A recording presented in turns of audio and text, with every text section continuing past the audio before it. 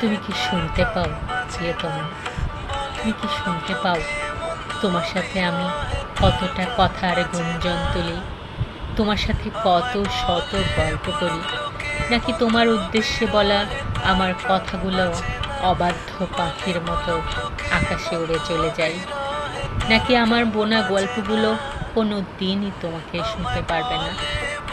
জানো, মনের অজান্তেই মনে মনে তোমায় কত কথা যে বলে ফেলি, হৃদয় উজাড় করে বলে ফেলি কত বিরহী কাব্য, কত না বলা কবিতা।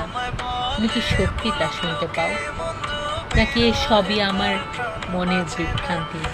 আমি তো কেবল তোমার সাথে অনুভূতির পাহাড় সাজাই, তোমার হৃদয়ের জমিনেই বুনি কত শত কথার বীজ।